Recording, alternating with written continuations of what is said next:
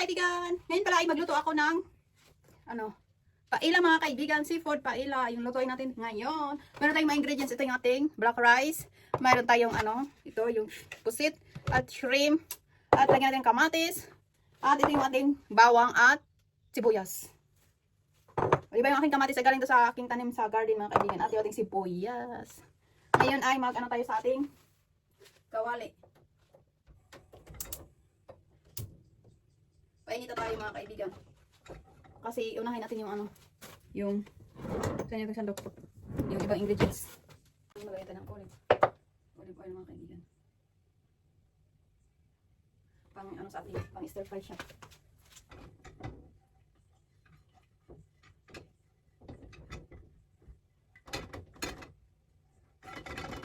Kasi unahin natin yung ating mga seafoods. Yung ating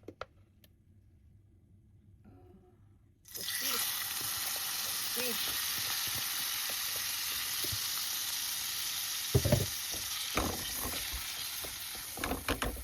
Stir fry natin yung mga kaibigan.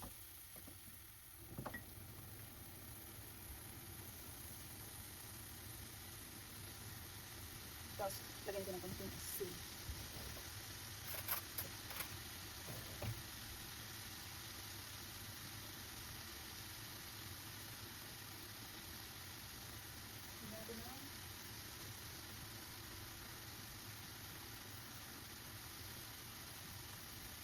Ito na asin. Mamaya na yung ibang ka-share naman ito. Tapos yung pepper. Hindi ko na siya kailangan 1 teaspoon din. Pero hindi ko na siya tagot na siya. Hinag natin ng kaibigan.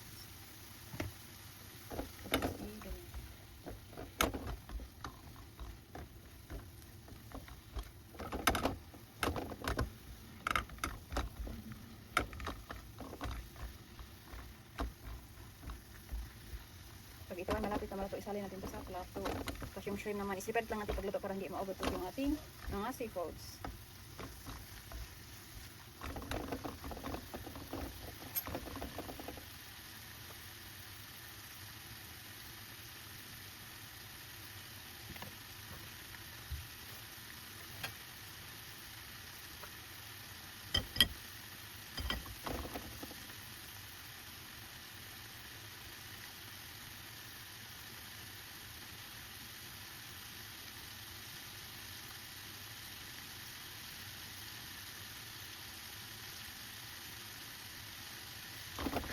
Ayan ay hanguin na natin.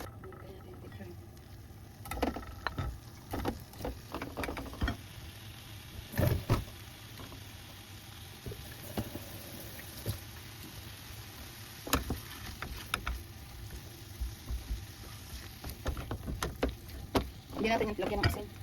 Mag-atay ng tubig pala. Hindi po. Yan lang yun. Bigan, lagyan natin siya. Kaya natin, hanguin natin yan. Lagyan natin yan sa floor. Sa gilid.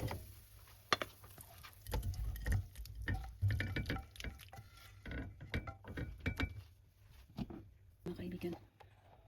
Yan yung ating luto.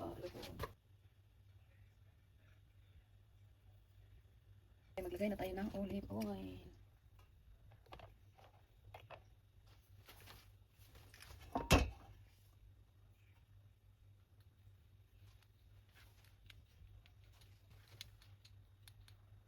Yan yung ating garlic at yung mga kaibigan.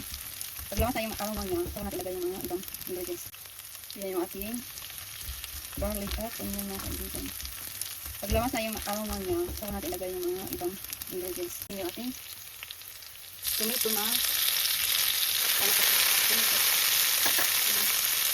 apply.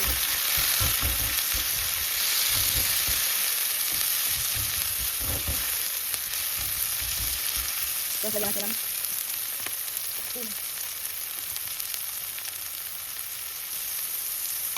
isang kutsarita ng asin, tapos paminta.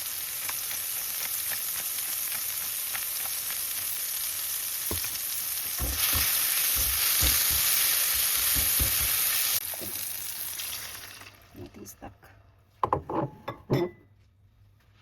Yan siya mga kaibigan.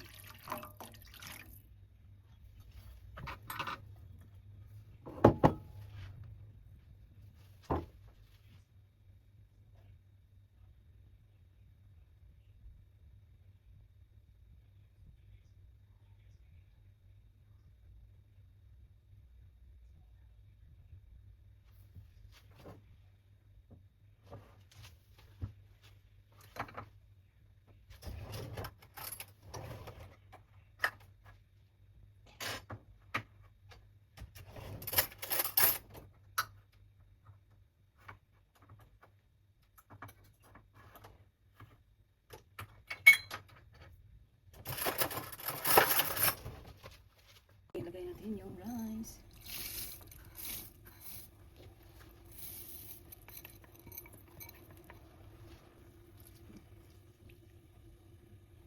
Siya. Yan pala. Yan. Ay, ilagay natin yung ating shrimp. Kaya lang. Biscuit. Ilagay natin. Ilagay natin yung di ba hindi pa ayukan natin. Tapos i-mix natin. Ito na ba?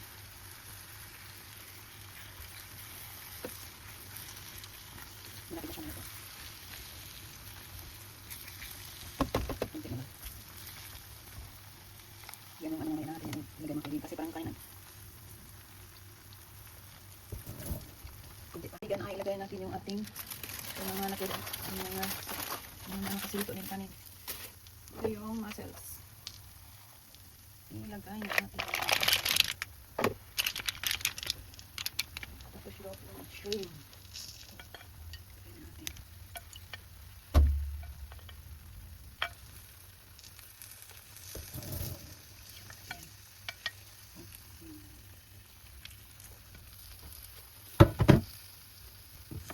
At ilagay natin yung ating seasoning na paila seasoning.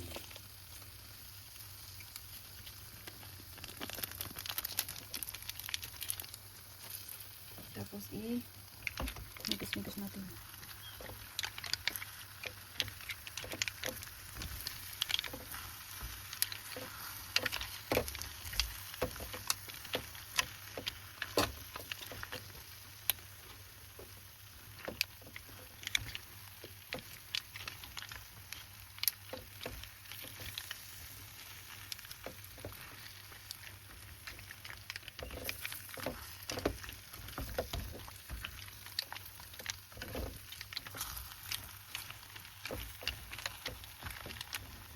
Marami lang siya tingnan ng kaibigan kasi yung mussels ano siya dili daghan kaya dito mayroon na siya. Ngayon ay isimay mo natin yung ilang minuto. Kaya namit na yun siya.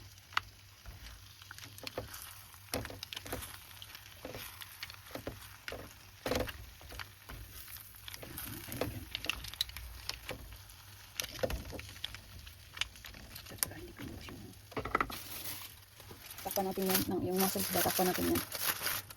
Yung foil gamitin natin kasi wala tayong nating tipis patilip. Tapos simmer natin para mag-absorb yung lasa niya.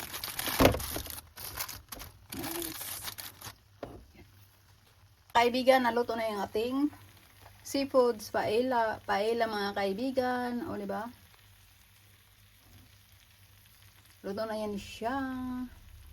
Yung dinner namin, pero hindi na maubos yan. Ano natin bukas. Hindi ko nilagyan maraming ano pala kung yung tomato sauce. Ngayon ay luto na yan. Kain tayo ng dinner. Ayun lang mga kaibigan. Paella mga kaibigan, yun lang. Thank you for watching at salamat sa supportan nyo. God bless.